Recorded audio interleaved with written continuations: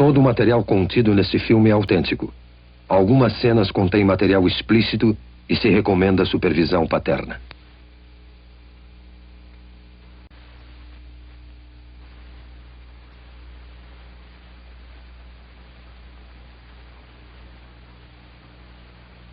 Agora podemos perceber o grito silencioso na face desta criança que agora enfrenta a iminente extinção.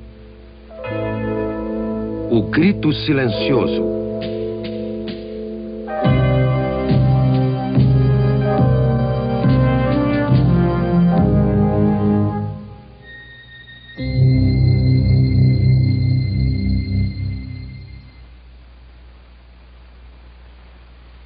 Meu nome é Bernard N. Nathanson. Sou um médico e também obstetra e ginecologista. E acho que tenho alguma experiência em matéria de abortos. Bem, quando eu estudava medicina, em 1949, não havia uma ciência como a fetologia.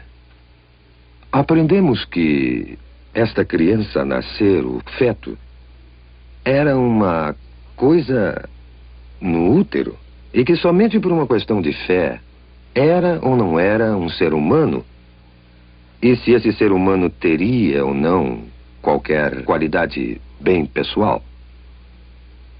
Mas essa história mudou desde 1970.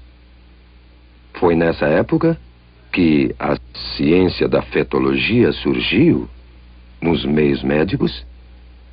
Surgiu pela mera apresentação de grandes e novas tecnologias, como a imagem ultrassônica, o monitor eletrônico do coração fetal, fetologia, histeroscopia, teste imunológico e uma série de outras novas tecnologias que hoje constituem, de fato, o corpo da ciência da fetologia. A imagem ultrassônica, que é a imagem do feto em movimento, tornou-se acessível à nossa clínica a partir de 1976. A sala para exames ultrassônicos consiste de uma convencional mesa de exame e do aparelhamento de ultrassom. Essa máquina que vemos aqui. A mulher grávida é colocada na mesa para o exame. O abdômen é devidamente coberto. A ponta do instrumento é colocada sobre o útero. O aparelhamento consiste basicamente de um cristal que emite ondas de som em alta frequência e um outro aparelho que capta o eco dessas ondas. O eco é então registrado num computador que o transforma em uma série de imagens da criança nascer. E a criança pode ser observada por uma análise linear, que é útil para a gravidez adiantada, ou por uma de setor, que é mais precisa para delinear a criança na fase inicial, como esse caso. A imagem reconstruída pelos moldes do eco é capaz de ser de uma absoluta clareza e é tão detalhada nesse instrumento que as válvulas do coração são observadas abrindo e fechando com as contrações do coração. Mães e pais, pela primeira vez, têm podido ver suas crianças antes do nascimento, com essa espetacular tecnologia. Essas tecnologias, esses aparelhos e máquinas que usamos diariamente, tem nos convencido que, sem dúvida, essa criança a nascer é também outro ser humano, outro membro da humanidade, sem distinção, de maneira alguma, a qualquer um de nós. E pela primeira vez, temos a tecnologia para ver um aborto sob o ponto de vista da vítima. A imagem ultrassônica nos permite ver isso. E assim, pela primeira vez, vamos observar como uma criança vai sendo torturada, desmembrada, desarticulada esmagada e destruída pelos insensíveis instrumentos de aço do aborteiro.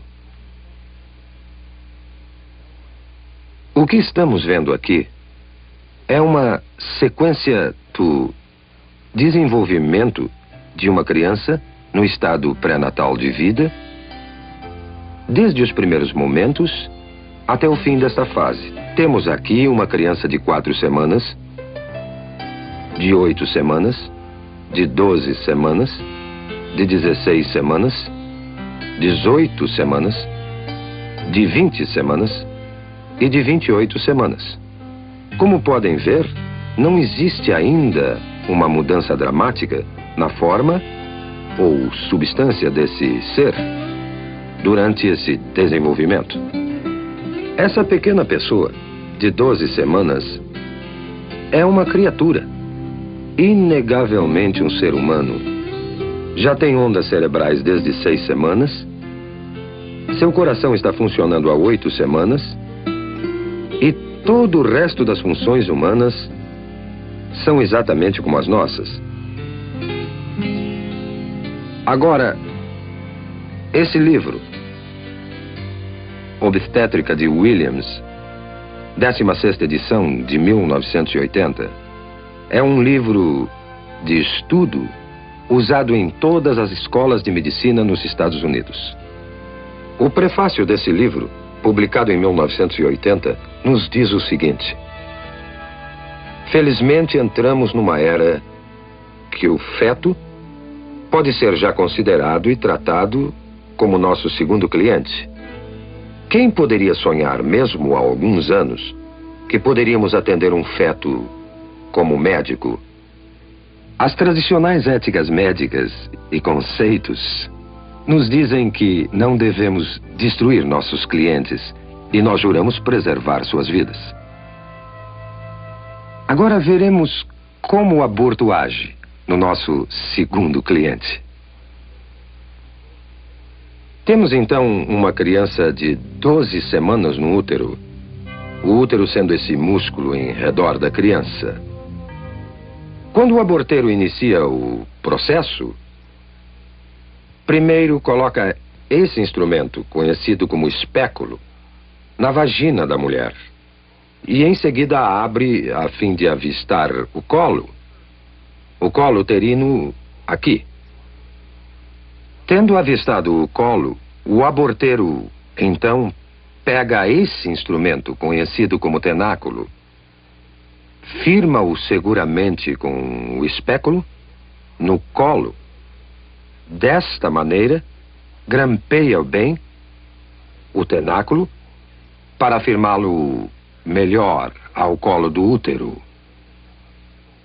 Outro instrumento que é posto em ação é chamado sonda. Esse instrumento é colocado dentro do útero, depois retirado, para o aborteiro determinar exato a profundidade e o tamanho do útero. Depois, esse grupo de dilatadores, esses metálicos curvos instrumentos, são usados para fazer a dilatação do colo, a fim de aplicar finalmente os mencionados instrumentos de aborto. O aborteiro primeiro introduz o mais fino desses instrumentos dentro do colo, a fim de dilatá-lo, girando o instrumento para uma parte mais larga, introduz essa ponta e vai então trabalhando através das várias graduações que aumentam o tamanho final do instrumento dilatador.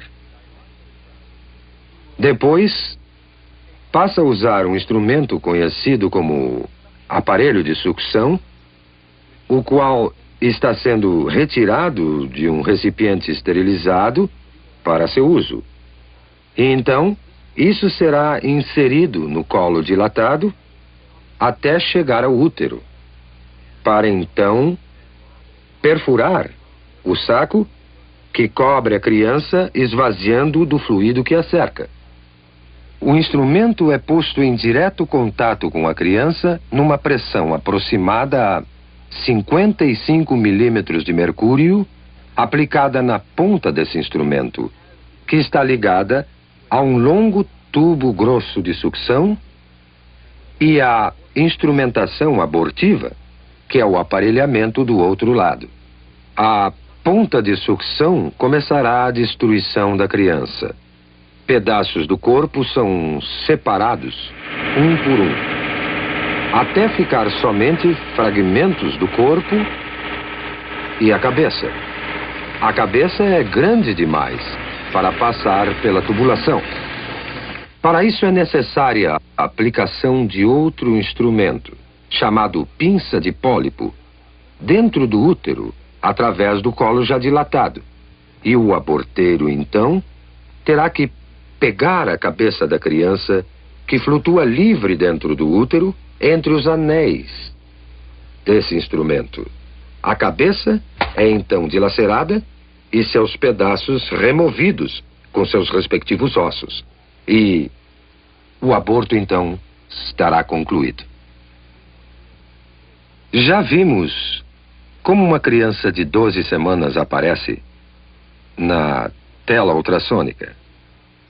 Também vimos a mecânica, todas as fases do aborto de 12 semanas.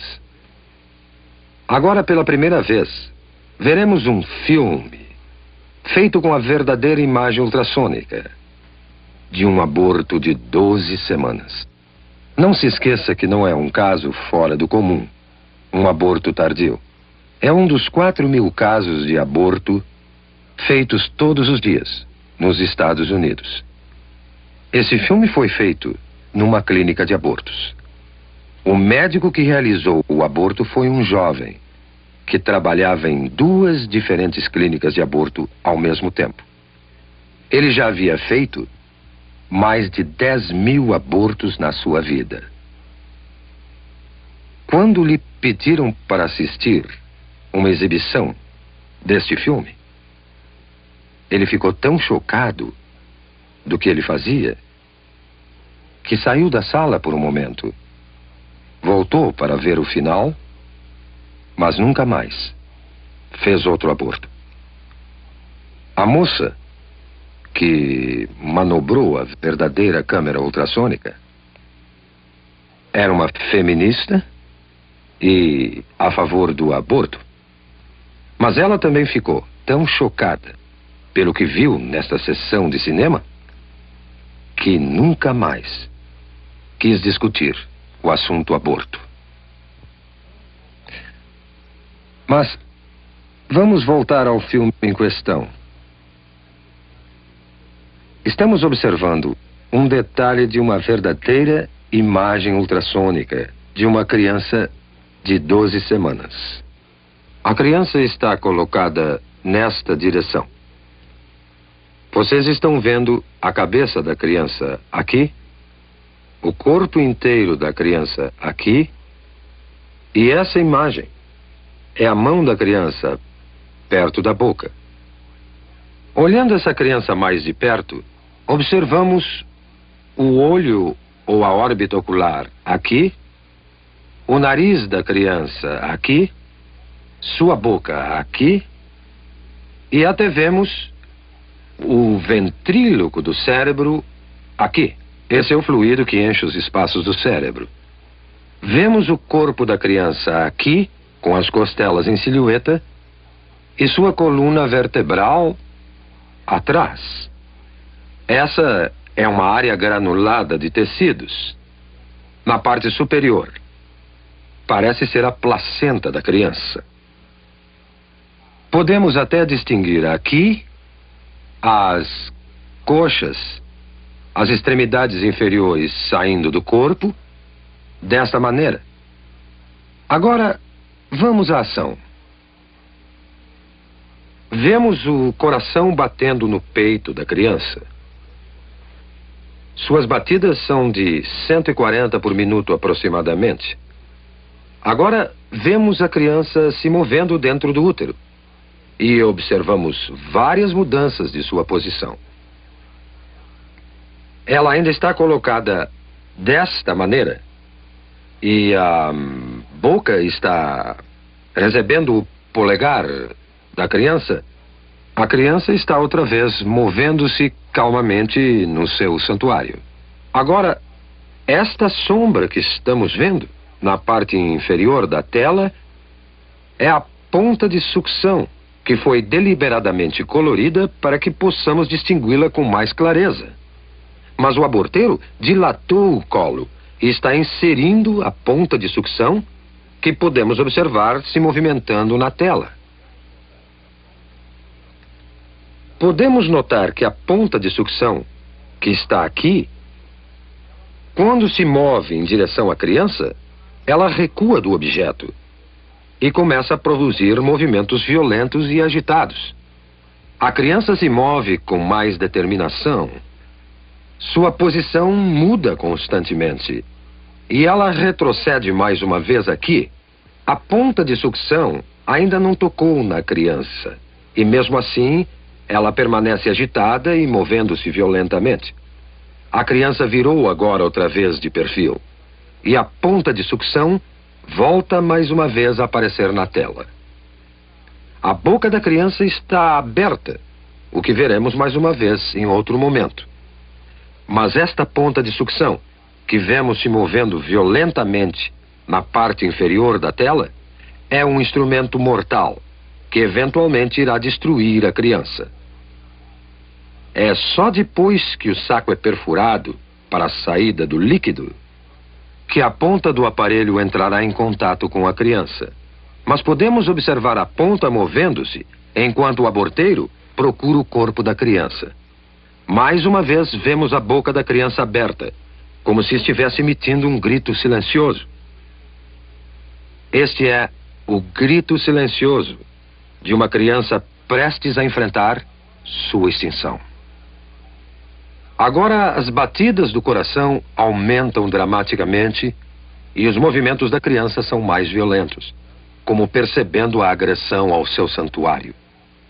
Está se afastando e podemos vê-la movendo-se para a esquerda do útero, numa tentativa patética de escapar aos terríveis instrumentos que o aborteiro usa para extinguir a sua vida. Agora, o coração está visivelmente acelerado. Suas batidas chegam a 200 por minuto. Não há dúvida alguma que a criança percebe o perigo mortal que a espera. A membrana foi perfurada e o fluido escapou. Não se vê mais o reservatório de líquido protegendo a criança. Mas uma vez que o fluido saiu, a ponta do aparelho de sucção se firma no corpo da criança e a criança é puxada para baixo pela ponta de sucção do aborteiro com a pressão negativa aplicada e o corpo está sendo desmembrado sistematicamente e separado da cabeça. A cabeça está nesta direção aqui. Eu estou no momento delineando a cabeça. As partes inferiores já foram destruídas. E vemos a ponta de sucção brilhando de espaço a espaço na tela como uma série de ecos. Enquanto a criança está sendo empurrada de um lado para o outro, enquanto a ponta de sucção está sendo aplicada ao corpo desta maneira e o aborteiro está exercendo sua tração na criança.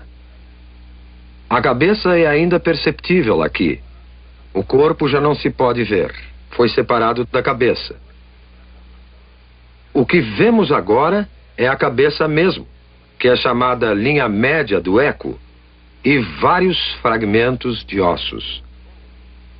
Mas a cabeça, que estou delineando aqui, nessa criança de 12 semanas, é grande demais para sair inteira numa peça de dentro do útero. O aborteiro terá que empregar este instrumento, a pinça de pólipo, numa tentativa de segurar a cabeça. Ele agora tentará dilacerar a cabeça com esse instrumento, dessa maneira, e remover a cabeça aos pedaços de dentro do útero.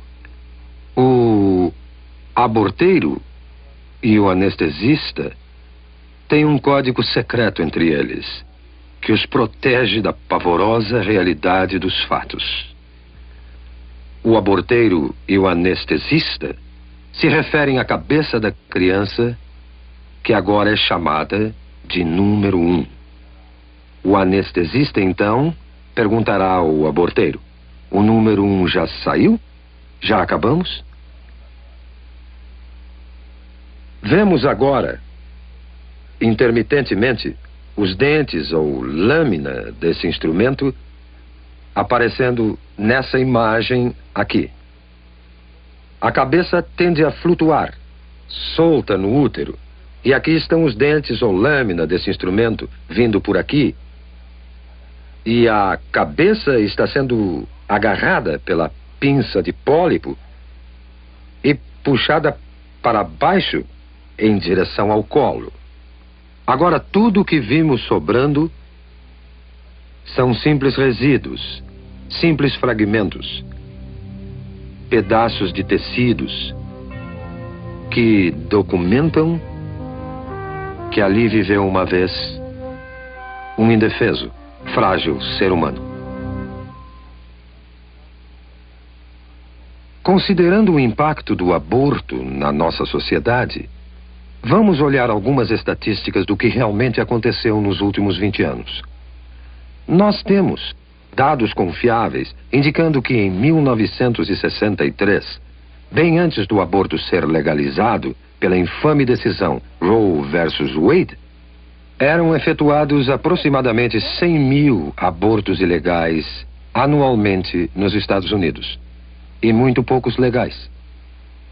Em 1973, o primeiro ano que a decisão Roe versus Wade prevaleceu neste país, cerca de 750 mil abortos foram efetuados. E em 1983, o último ano do qual temos completos dados, foram feitos 1,5 milhão de abortos. Agora vamos ver o aborto como indústria. No ano passado, foram efetuados 1,5 milhão de abortos nesse país. E o custo médio de um aborto é de 300 a 400 dólares por operação. Isso criou uma indústria nesse país de uns 5 a 6 milhões de dólares por ano, colocando-o na lista das 500 maiores indústrias do mundo.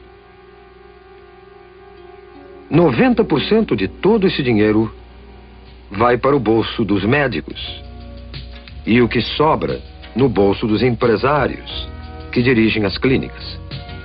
Tivemos investigações recentes sobre essas clínicas, que se ramificaram no país como cadeias de restaurantes. Sabemos que várias dessas cadeias se encontram na Califórnia, pelo sudoeste e vão até o sudeste dos Estados Unidos.